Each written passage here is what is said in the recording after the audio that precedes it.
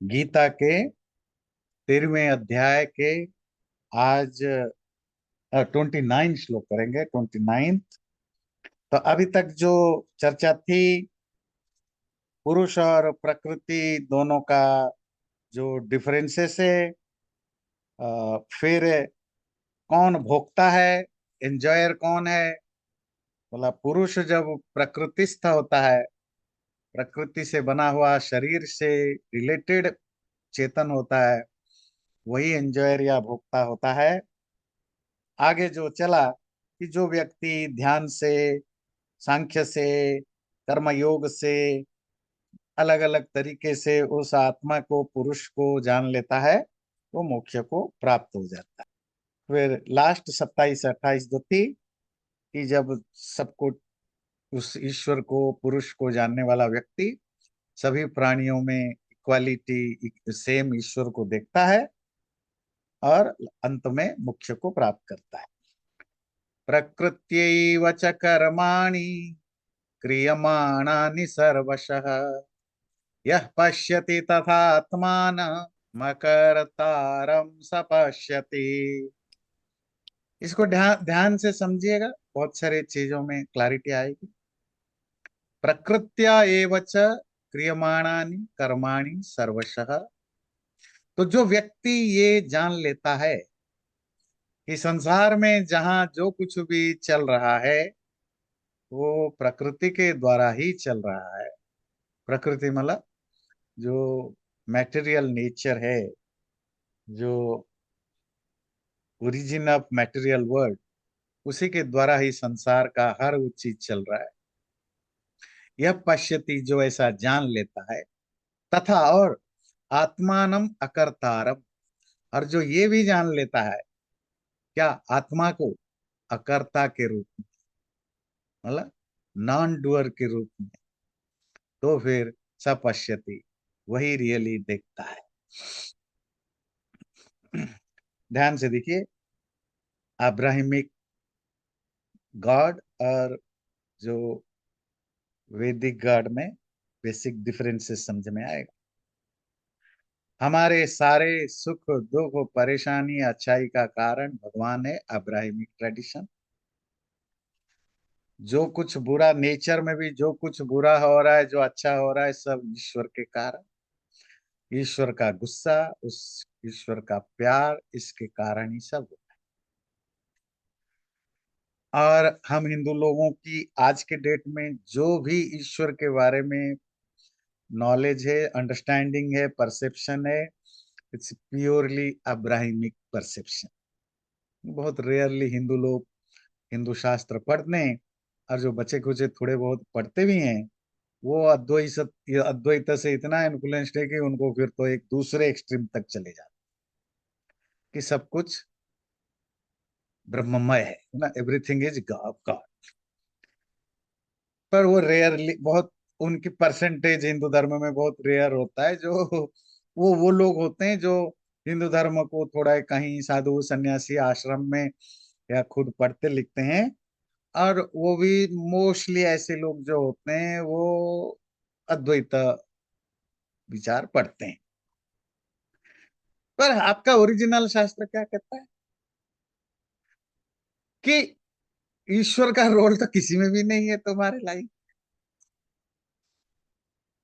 और वो गीता का श्लोक कहता है, यह पश्यति, जो ऐसा जानता है, आत्मानम अकर्तारम, कि आत्मा कुछ नहीं करता, वो रियली वही ज्ञानी है, बाकी तो सब अज्ञानी है। ठीक अपोजिट अब्राहमिक सोच है, सब कुछ ईश्वर करता है। जब तक तुम नहीं मानोगे तब तक तुम अंधेरे में पड़े हो। और वहीं से स्टार्ट होती है एथीज्म की, और बाकी जो साइंटिस्ट या दूसरे लोग जो बहसबाजी करते हैं, दुनिया भर के आर्गुमेंट हमसे भी करने लग जाते हैं, हिंदू आचार्यों से भी। भाई अगर ईश्वर है तो दुनिया में दुख क्यों है?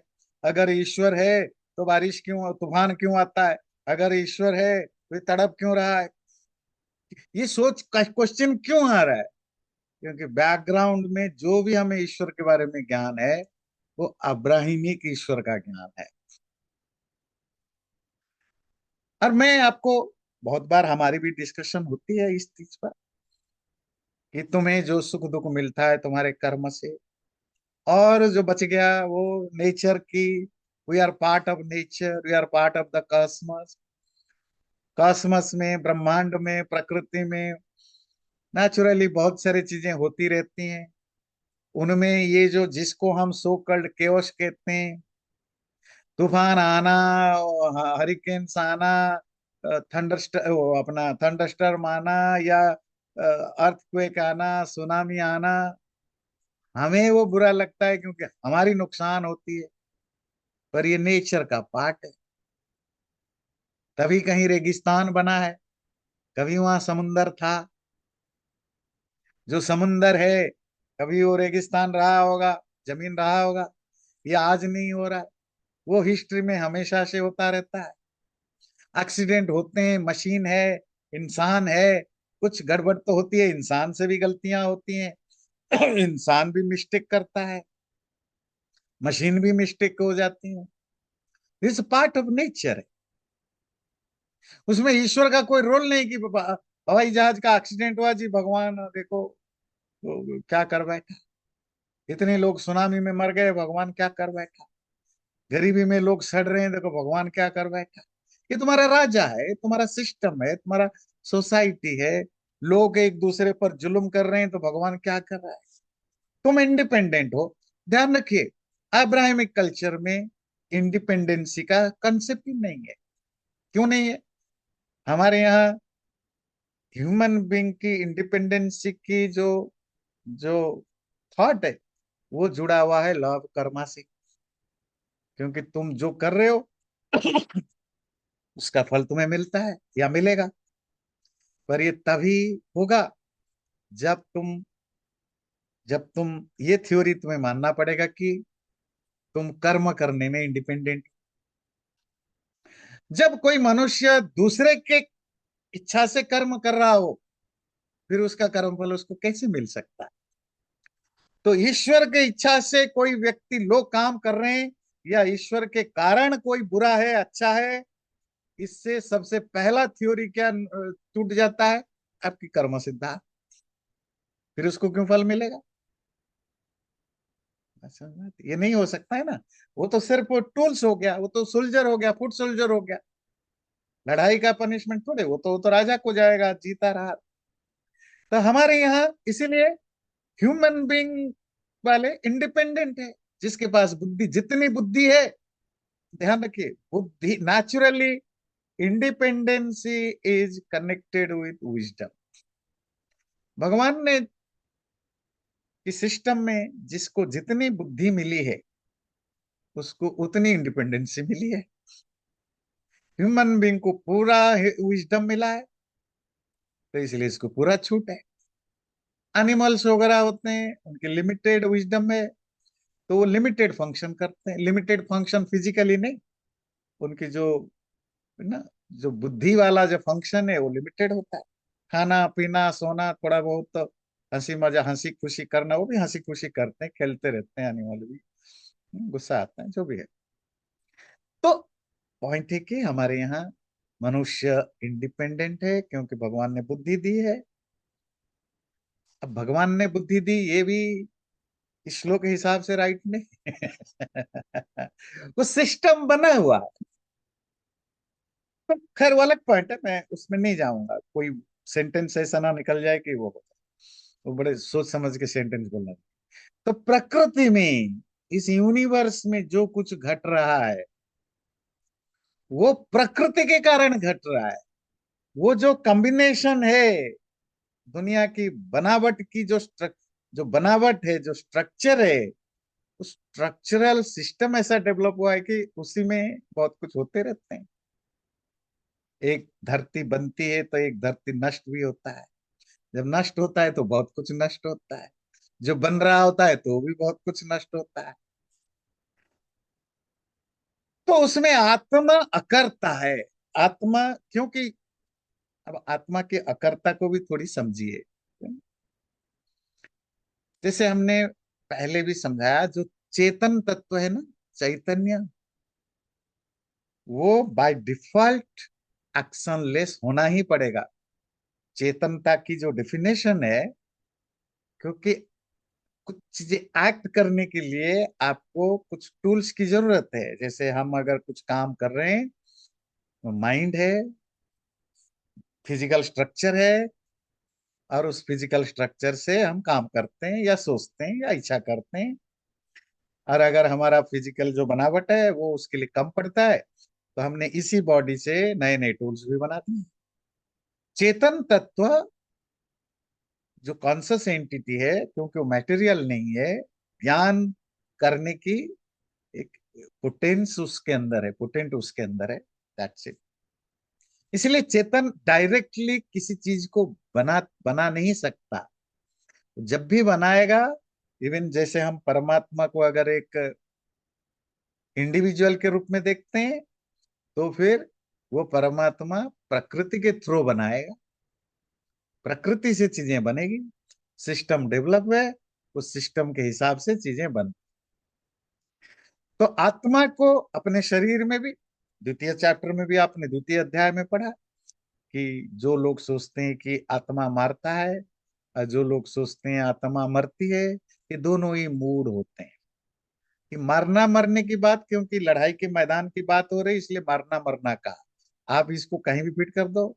जो सोचता है आत्मा रसोई बना करता है या रसोई बने हुए चीजों को खाता है, दोनों मूर्ख हैं। मतलब वो तो अर्जुन से बात हो रही थी लड़ाई के मैदान में, इसलिए लड़ाई के एग्जाम। आप टीचर की बात है तो जो सोचता है आत्मा पढ़ता है या पढ़ाता है, दोनों मूर्ख है। जो सोचता है आत्मा रूल करता है या रूल्ड होता है, तो दोनों मूर्ख हैं।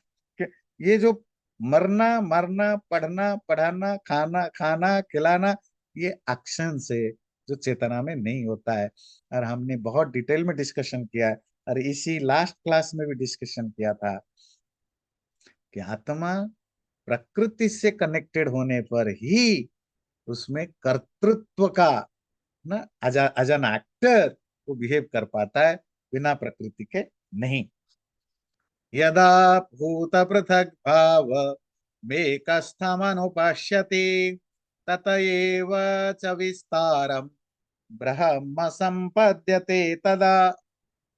यदा जब कोई व्यक्ति ये देखता है, भूत पृथक भावम एकस्थम अनुपश्यति, ये जो भूत है, क्रिएचर है, जो पैदा हुए हैं, भूत का मतलब क्रिएटेड, क्रिएचर जो कुछ भी बने इस संसार में, जड़ चेतन कुछ भी, जब ये इनकी जो डिफरेंट वेरिएशंस हैं, वेराइटीज हैं, इनको एकस्थम, एक ही जगह रहने वाला दिखता है तो अलग अलग, ये पेड़ है, ये पहाड़ है, ये पानी है, ये हवा है, ये इंसान है, ये कुत्ता है, ये बिल्ली है, ये पुस्तक है, ये घर है, ये चेयर है, ये टेबल है, ये सब भूत हैं। इनसेंटिएंट, सेंटिएंट, जीव, अजीव, सब सब क्रिएचर है, भूत है। और ये पृथक पृथक हैं, वेराइटीज हैं, अलग अलग टाइप की चीजें हैं। पर जो व्यक्ति उन अलग अलग वेरिएशन के बीच में ये जान लेता है कि ये जो भी वेराइटीज है, डिफरेंसेस हैं, at the end of the day वो एक ही में ही टिके हुए हैं। स्टार्स अलग हैं, प्लैनेट्स अलग हैं, सोलर सिस्टम अलग है, स्काई अलग है, उसमें रहने वाली चीजें अलग हैं, वह रहते हैं वो एक ही चीज में। जो ये समझ लेता है कि इन सबका आश्रय एक ही है, एक स्तंभ, तो फिर वो ज्ञानी है, इसी को ज्ञानी कहते हैं। अगला नीचे वाली सेंटेंस क्या है? तत ये वच विस्तारम ब्रह्म संपद्यते तदा। और ये जान लेता है कि ये जो सारा जो कुछ भी है, ये ये जो लोकेटिव लोकेशन है, सबस्ट्रेटम जिसको कहते हैं, आश्रय, वो उस विस्तार है, ब्रह्म का विस्तार है। ब्रह्म का लिटरेरी मीनिंग क्या है? विस्तार, रंगी व्याप्तो, फैला हुआ है। ये यूनिवर्स कहाँ है? उसी परमात्मा में। यूनिवर्स की हर चीज क्या है, कहाँ है? उसी परमात्मा में। क्योंकि ब्रह्म विस्तृत है, फैला हुआ है। जो इस चीज को समझ लेता है, तो ब्रह्म संपद्यते, वो ब्रह्म को प्राप्त कर लेता है, वही ब्रह्म को प्राप्त कर लेता है। अर्थात समझ लेने का अर्थ, देखने का मतलब यहाँ आंखों से देखना नहीं, समझने का मतलब माइंड से समझना नहीं, मतलब रियलाइज कर, जब वो रियलाइज कर लेता है तब वो उस ब्रह्म को प्राप्त कर जाता है। ब्रह्म संपद्यते, ब्रह्म को प्राप्त कर लेता है, अर्थात आत्मज्ञान हो जाता है। कब? जब वो सब में उसको देखता है और सब चीजों को उस परमात्मा में स्थित देखता है, और वो जो उसका जो सबस्ट्रेटम में जो जो जो आश्रय है, वो उस ब्रह्म का ही ब्रह्म, वो सिर्फ उसी का विस्तार है, ऐसा समझ लेता है, तो समझ लो कि उसने ब्रह्म को जान लिया। क्योंकि जब तक आप उस चेतन तत्व को नहीं जानोगे या उस परमात्मा को नहीं जानोगे, तो इस तरह के वर्ल्ड व्यू आपका बनेगा ही नहीं। अगर बनता भी है वो सिर्फ बुकिश होगा, वो सिर्फ आर्टिफिशियल होगा, एक्सटर्नल होगा। अंदर से तभी बनेगा जब आप इसको रियलाइज कर। अनादित्वा निर्गुणत्वात् परमात्मा यम व्यय शरीरस्थोपि कौन्तेय न करोति न लिप्यते। उसी विचार का अगेन विस्तार है, एक्सटेंशन है। वो जो परमात्मा अनादित्वात्, त्वात् का मतलब होता है ड्यू टू, बिकॉज ऑफ, क्योंकि वो अनादि है, आदि रहित मतलब बिगिनिंगलेस है। निर्गुणत्वात्, अगेन त्वात्, क्योंकि वो निर्गुण है, devoid of any type of material qualities, त्रिगुण से अलग है। कौन? वो जो परमात्मा, अयम अव्यय, इसीलिए वो अव्यय भी है, इम्पेरिशेबल, अविनाशी है। शरीरस्थ अपि, शरीर में रहता है वो परमात्मा, रहते हुए भी हे कौन्तेय, हे कुंती का बेटा, ना करोति, ना कुछ करता है, ना लिप्यते, ना किसी से अटैच्ड होता है या टेंटेड होता है। इस श्लोक को समझने से पहले और एक चीज भी नोट करिए। अभी अभी लास्ट चैप्टर में, मतलब ये तो 13 चैप्टर है, 12th में, 11th में आपने पढ़ा कि मैं मैं ब्रह्म हूँ, मैं ईश्वर हूँ, मेरा विश्वर हूँ। अब यहाँ की लैंग्वेज बिल्कुल अलग हो गई। वो परमात्मा अव्यय है, वो अनादि है, वो बिगिनिंगलेस है। हाँ, ये थोड़ी कह रहा है कि मैं ब्रह्म हूं। तो क्या होता है कि जो फ्लो में चल रहा है वो तो एक पैटर्न फॉलो कर रहा है, तो बीच बीच में जो डाल दिया गया है वो एक दूसरे पैटर्न फॉलो कर रहा है। तो दो पैटर्न गीता में आपको दिखते हैं। एक जो वो ब्रह्मा परमात्मा, वो कैसा है, बहुत डिटेल में उपनिषद की भाषा में, वेदांत की भाषा में पूरे डिटेल में दिया। तो क्या है, आप चलिए आते हैं। वो परमात्मा क्यों नहीं कुछ करता है? पहली चीज है अनादि, उसकी कोई शुरुआत नहीं। शुरुआत नहीं है का मतलब क्रिएटेड नहीं है। क्योंकि जब आपका क्रिएशन होता है, बर्थ होता है, वो आपका बिगिनिंग पॉइंट होता है। जब आप बने ही नहीं है तो आपकी बिगिनिंग पॉइंट ही कुछ नहीं। अनबना, अनमेड। अब उसी को कहते हैं अनादि, बिगिनिंगलेस, नित्य। और बाय डिफॉल्ट उसमें अनंत आएगा, ना अंत, एंडलेस। दूसरी क्या चीज है? निर्गुणत्वात्, क्योंकि वो निर्गुण है। यहाँ गुण का मतलब जो, जैसे हम कहते हैं अच्छा बुरा गुण नहीं, वो जो प्रकृति के 3 गुण है, ये निर्गुण को अगर हम उसका सेंस पकड़े तो क्या पकड़ेंगे? इमैटेरियल। जब आप कहते हैं कोई निर्गुण है, इसका सत्व रजत तमो गुण वाला नहीं है, इसका मतलब वो मैटेरियल नहीं है। क्योंकि जो गुणों का रिलेशनशिप है वो किससे है? मैटेरियल चीजों से, वो प्रकृति। सारा दुनिया प्रकृति के, प्रकृति से बनी है। और जो आत्म तत्व है परमात्मा, वो निर्गुण है। निर्गुण को हमारे वाले भाषा में नहीं लीजिए कि उसके, उसमें कोई स्वाद नहीं है या वो नहीं है, नहीं। कोई प्राकृतिक गुण उसमें नहीं है सत्व रजत तमो वाला। क्योंकि सत्व रजत तम वो नहीं है जिससे कि सारी दुनिया बनी है, इसीलिए वो इंद्रिय के द्वारा ग्रहण करने वाले गुण भी नहीं। क्योंकि जो आपकी दो तरह के गुण, एक तो गुण हुआ सत्व रजत तम, जो पार्टिकल के रूप में जिनसे पूरा मटेरियल वर्ल्ड बना है, ये तो फर्स्ट है। और क्योंकि दुनिया तीन गुणों से बना है, इसलिए उनमें पांच तरह से वो रिसीवेबल होते हैं। रूप रस गंध स्पर्श शब्द, ये उस तीन गुणों से बने हुए चीजों में ही होता है। क्योंकि दुनिया में मटेरियल चीजों में पांच तरह की चीजें होते हैं, इसीलिए भगवान ने, या आपके शरीर में पांच तरह की रिसीवर्स होते हैं, जिसको आप कहते हो इंद्रियां।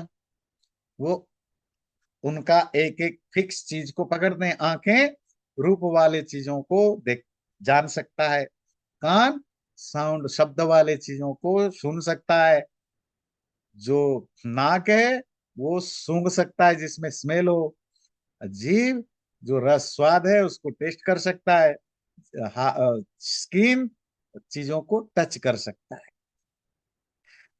पर ये जो पांच तरह की जानने की तरीका है, वो पांचें जानने की तरीका किस में होते हैं? मैटर में होते हैं। और मैटर क्या है? तीन गुणों से बने हैं। परमात्मा में तीन गुण नहीं है, तो पांच व पांच तत्व भी नहीं है, तन्मात्रा भी नहीं है, रूप रस गंध स्पर्श। इसीलिए उनको आप मैटेरियल चीजों को जानने की तरीका वहां अप्लाई भी नहीं कर सकते। खैर पॉइंट यहाँ कुछ और है। तो पॉइंट है कि क्योंकि वो गुणों से ऊपर है, निर्गुण है, क्योंकि वो बिगिनिंगलेस है, इसीलिए वो परमात्मा अव्यय है।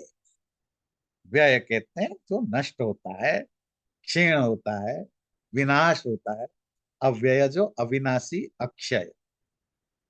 तो क्या कनेक्शन बना? क्योंकि जो भी तीन चीजों से बना होगा, पहली चीज, ये लॉजिक को समझिएगा, है ना, जो भी तीन चीजों से बना होगा और जो आदि वाला होगा, मतलब जिसकी कोई बिगिनिंग है, वो सब व्यय वाले होंगे, विनाशी होंगे। इसको कहते हैं व्यतिरेक अनुमान। और अन्वय अनुमान क्या हुआ? क्योंकि ईश्वर आदि रहित है, मतलब बर्थलेस है, गुण रहित है, इसीलिए वो अव्यय है। इसके अपोजिट होगा, जो भी बर्थ वाला होगा, जन्म वाला होगा, गुण वाला होगा, वो सब मरेंगे। बात क्लियर हुई? चेतन और मैटेरियल चीजों में फर्क। अब लास्ट लोग जो लास्ट लाइन है इसकी, शरीरस्थो भी रहता है सब जगह, सर्वव्यापक है, तो हमारे अंदर भी रहता है, शरीर में भी, कण कण में व्याप्त है। जहां आत्मा रहती है वहां भी परमात्मा रहता है। रहते हुए भी न करोति, ना कुछ करता है, न लिप्यते, ना किसी में अटैच्ड है। करता कौन है फिर? पिछले बार आपने पढ़ा है, मैंने कहा था इसको नोट कर लीजिए, याद कर लीजिए, जो भी करना है कर लीजिए। क्वेश्चन का आंसर आपको जिंदगी भर के लिए मिल जाना चाहिए, दोबारा आप ना पूछें। क्या था? कार्य कारण कर्तृत्व हेतु प्रकृति रुच्यते। प्रकृति हेतु होता है, कारण होता है। पुरुष सुख दुखों को भोगने में कारण होता है। फिर आप पुरुष मतलब चेतन, आप कहेंगे चेतन तो होता है लिखा है, अगले श्लोक में उसको क्लैरिफाई किया। पुरुष प्रकृतिस्थो ही भूंगते प्रकृतिजान गुणान। वो चेतन जब प्रकृति वाला होता है, एम्बॉडीड होता है, शरीर वाला, तभी वो सुख दुख भोगता है। तो कंक्लूजन क्या हुआ? आत्मा प्लस बॉडी होगा, तभी जा करके वो सुख दुख भोगता है। खाली आत्मा नहीं भोगता, परमात्मा का तो सवाल ही नहीं उठता। और जैसे आपने श्वेता श्वेतर उपनिषद में वो श्लोक पढ़ा, जो जो थोड़ा मेटाफोरिकल है, एक पीपल के पेड़, उसमें दो पक्षी बैठे हैं, एक पक्षी खट्टा मीठा फल खाता रहता है और दूसरा देखता रहता है, ऑब्जर्व करता है। ऑब्जर्व करता है क्योंकि इसका सेंस है कि वो आपका कर्म के हिसाब से फल देने वाला। ये कह रहा है तुम्हारे अंदर वो परमात्मा रहते हुए भी ना करोति, ना कुछ करता है, ना लिप्यते, ना चिपकता है, रहता तो तुम्हारे अंदर। यथा सर्वगतम सौक्ष्म्य दाकाशम नोपलिप्यते सर्वत्रावस्थितो देहे तथात्मानोपलिप्यते। यथा, जैसे आकाश, स्पेस, सर्वगतम, सब जगह आकाश होता है, सब जगह होता है, एवरीवेयर। पर सौक्ष्म्यात्, ड्यू टू इट्स सटलिटी, सूक्ष्मता के कारण, न उपलप्यते, किसी चीज में कंटामिनेटेड नहीं होता है या किसी चीज के साथ चिपकता नहीं है। इसी तरह सर्वत्र अवस्थितो देहे, इसी तरह सब जगह, सर्वत्र, सब जगह अवस्थित रहने वाला वो परमात्मा देह में भी रहता है, शरीर में, तब भी ना उपलप्यते, तब भी देह से होने वाले एक्टिविटी से उसका कोई फर्क नहीं पड़ता, अफेक्टेड नहीं होता। तो बड़ा इंटरेस्टिंग एग्जाम्पल दिया, आकाश। तुम्हारे घर में आकाश है कि नहीं जी है? तुम्हारे घर के बाहर है कि नहीं जी है? तुमने हाथ खोल रखा है, आकाश है कि नहीं है? बंद कर रखा है, उसके अंदर आकाश है कि नहीं जी है?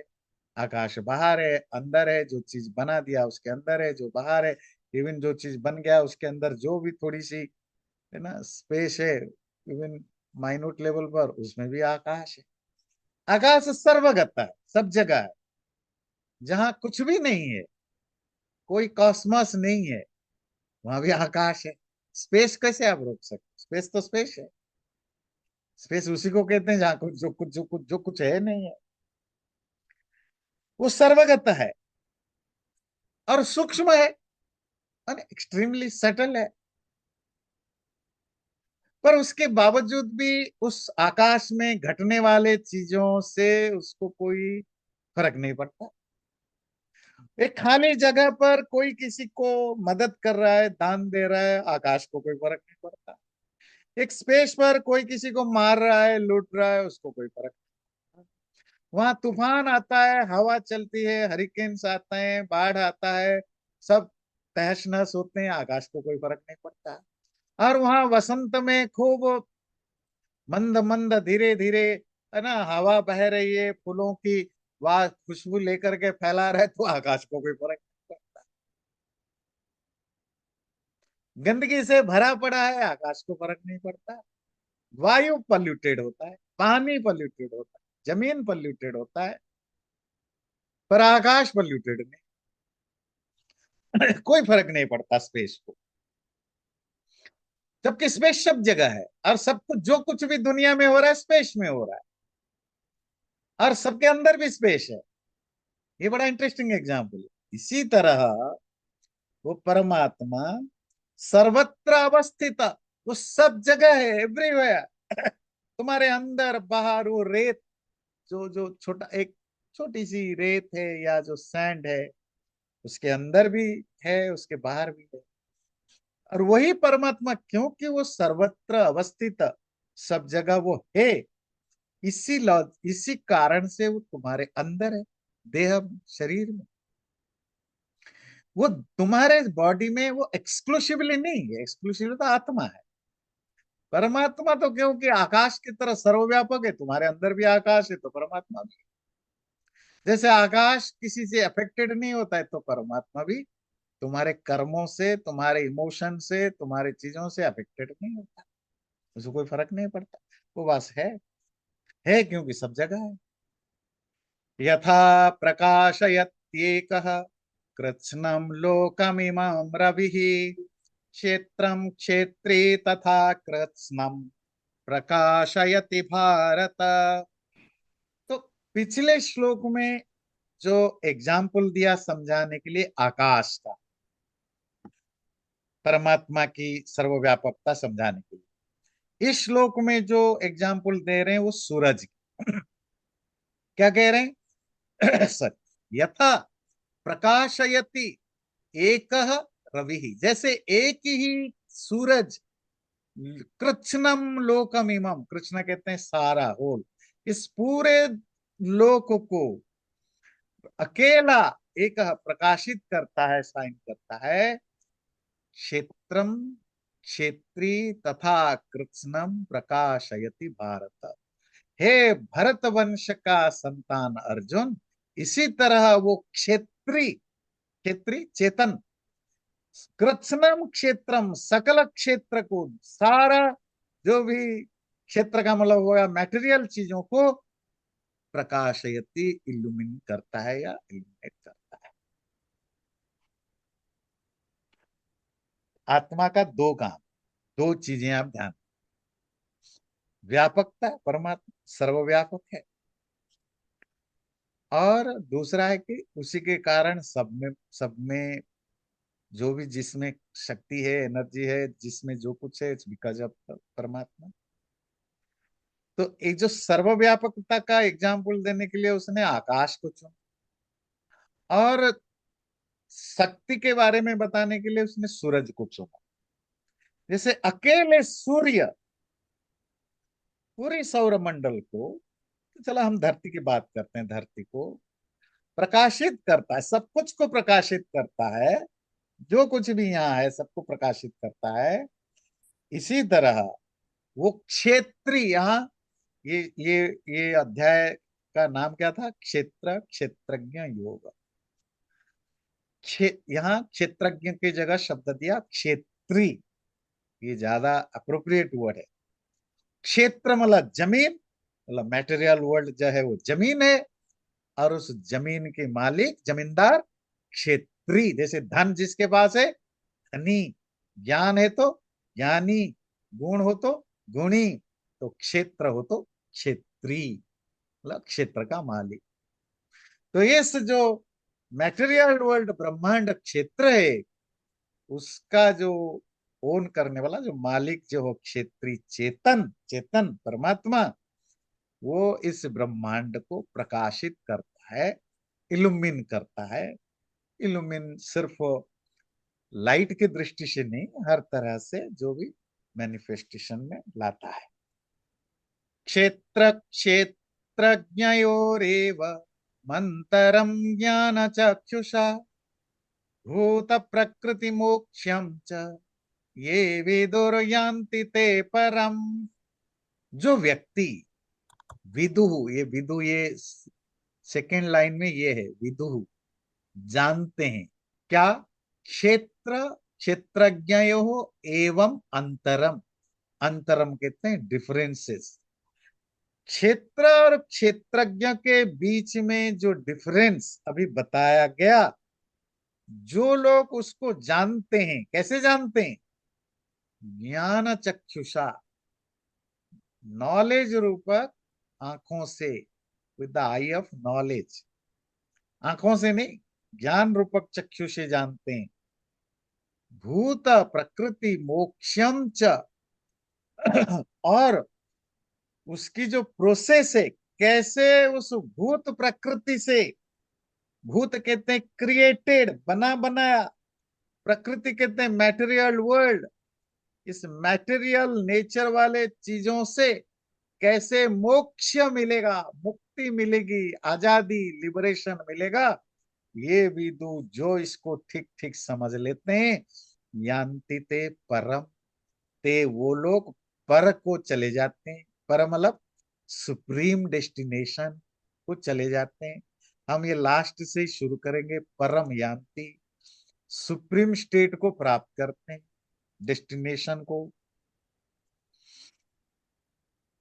हमारे हिंदू ट्रेडिशन में जब किसी की डेथ होती है, तो क्या हमें बोलना चाहिए, और क्या हमारे आम लोग बोलते हैं जो हम पढ़े लिखे होने के कारण भूल गए? कि आत्मा को सदगति मिले। गति मीन्स डेस्टिनेशन, स्टेट या स्टाटस, सत मतलब अच्छी। पर हम पढ़े लिखे होने से क्या लिखते हैं?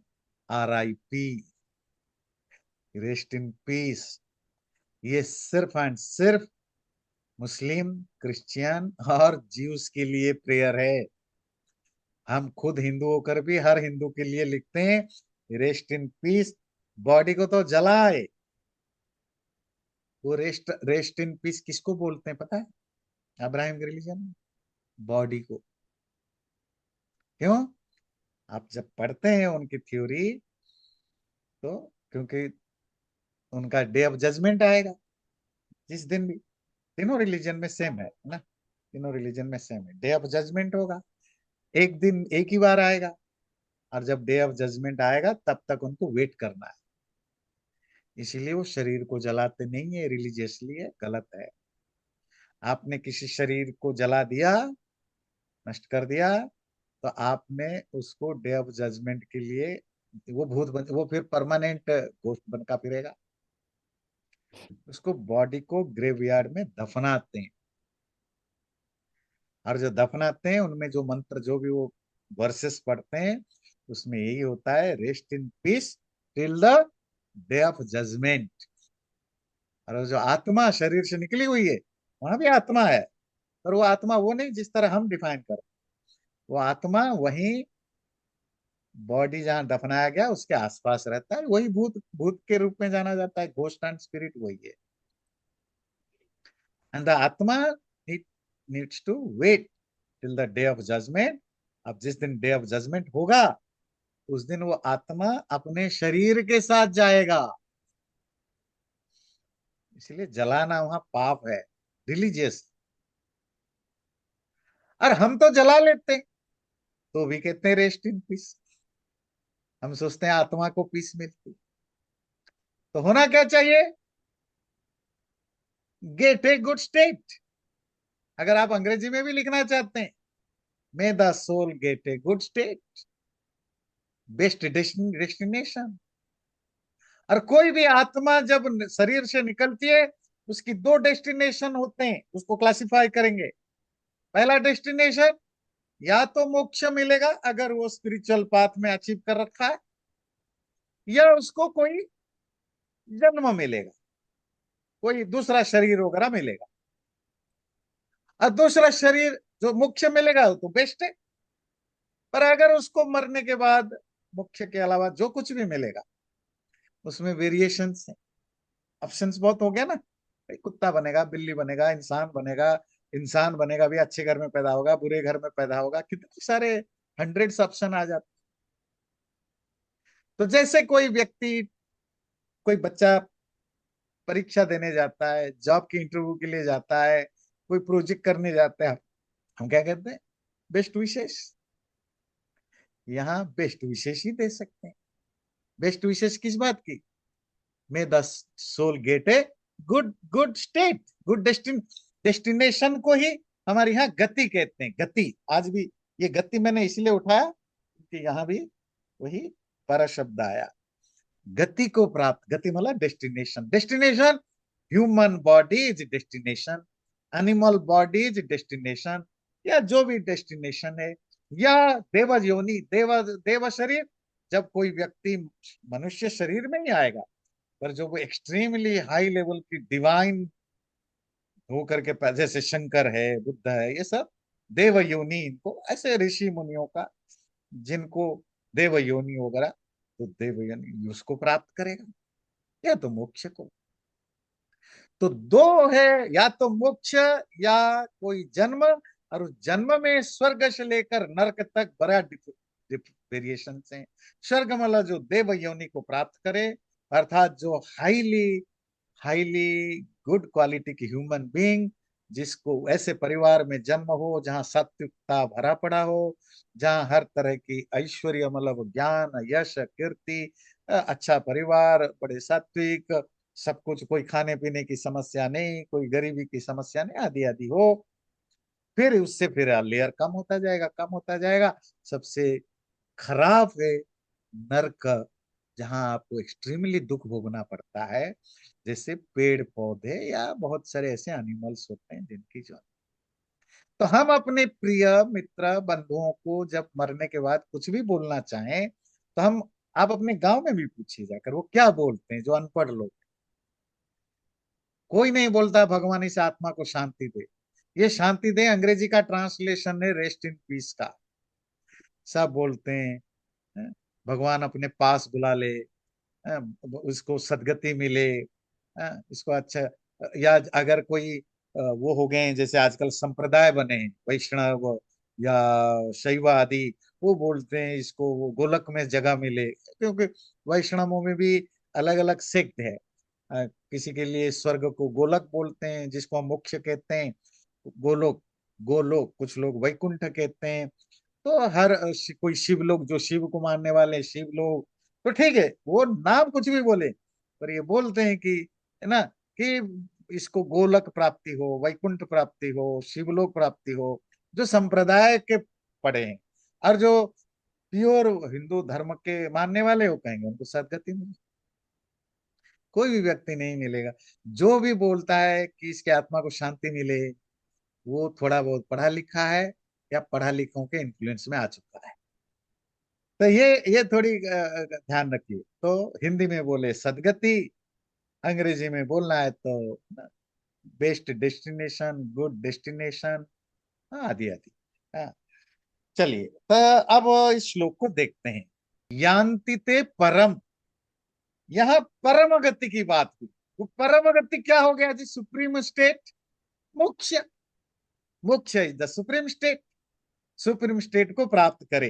कौन प्राप्त करे? क्षेत्र क्षेत्रज्ञयो एवं अंतरम। जो व्यक्ति, क्या मैटर है, क्या कॉन्शस एंटिटी है, मतलब क्या जड़ है, क्या चेतन है, क्या शरीर है, क्या आत्मा है, क्या जीव है, क्या अजीव है, इनके डिफरेंसेस को, इनके अंदर जो फर्क है, इसको ठीक ठीक जानता है। कैसे जानता है? ज्ञान चक्षुषा, अपनी रियलाइजेशन रूपक ज्ञान रूपक चक्षु से।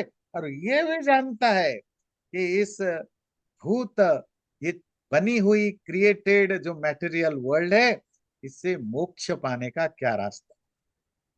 मोक्ष पाने का रास्ता, यही तो सब आप पढ़ रहे हो, गीता, योग दर्शन, वेदांत दर्शन, यही तो पढ़ रहे हो। ये रास्ता तो बुक्स में मिल गया, फिर उसको आप जब इम्प्लीमेंट करते हो, तो फिर आपको उस परम गति, सुप्रीम स्टेट की प्राप्ति होती है, मोक्ष की प्राप्ति। ओम तत्सदिति श्रीमद्भगवद गीतासु उपनिषत्सु ब्रह्म विद्यायां योग शास्त्रे श्री कृष्णार्जुन संवादे क्षेत्र क्षेत्रज्ञ विभाग योगो नाम त्रयोदशोऽध्यायः।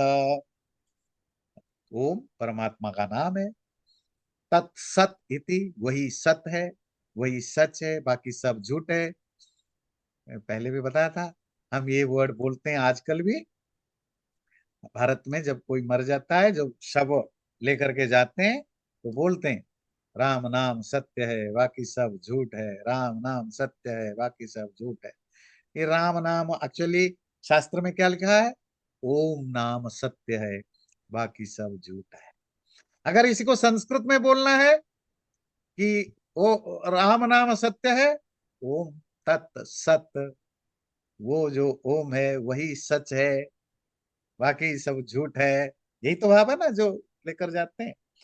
श्रीमद् भगवत गीतासु, श्रीमद् भगवत गीता में उपनिषद, जो कि उपनिषद मतलब अध्यात्म ज्ञान, ब्रह्म विद्यायाम, ब्रह्म विद्या मतलब ब्रह्म से रिलेटेड विद्या में, योग शास्त्र, योग से रिलेटेड शास्त्र में, श्री कृष्ण अर्जुन संवादे, संवाद कहते हैं डायलॉग, श्री कृष्ण और अर्जुन के बीच में जो डायलॉग हुआ, उसमें क्षेत्र क्षेत्रज्ञ विभाग योग, क्या क्षेत्र है, क्षेत्र समझ में आया, मटेरियल, क्या क्षेत्रज्ञ है, क्या कंसस है, इनका जो विभाग, जो सेपरेशन है, इसी को समझाने के लिए जो ये त्रयोदश अध्याय, 13 चैप्टर यही पूरा होता है।